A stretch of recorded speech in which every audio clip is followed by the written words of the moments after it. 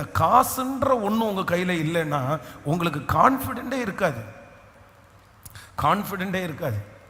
இந்த இந்த பணம் அப்படின்றது வந்து நான் சொல்கிறேன், ஒரு விதத்தில் ஆண்டவர் நமக்கு கொடுத்துருக்குற ஒரு பெரிய பிளெஸ்ஸிங், ஒரு பெரிய ஆசீர்வாதம்.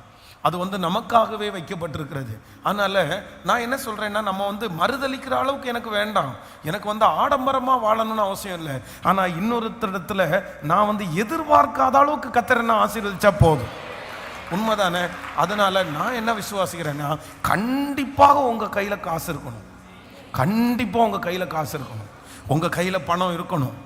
பாருங்க, நம்ம எத்தனை இடத்துல அவமானப்படுறது. எதில் அவமானம்? இப்போ இயேசுவே நம்ம ஒருத்தன்ட்ட போய் சொல்லணும்னா, இயேசு நல்லவருப்பா, இயேசு பெரியவருப்பா அப்படின்னு சொல்லணும்னா நம்ம கையில் அவன் என்ன பார்க்குறான்?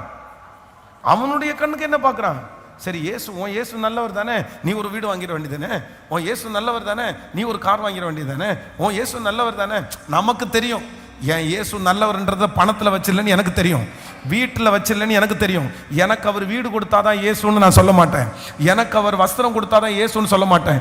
அவர் என்னை தொட்டுட்டாரு, அதை நான் ஃபீல் பண்ணியிருக்கிறேன். ஆனால் உலகத்தில் இருக்கிற மனுஷன் நிறைய பேர் அவனை அப்படி ரட்சிப்புக்குள்ளே நடத்த முடியாது. ரட்சிப்பு கர்த்தருடையது.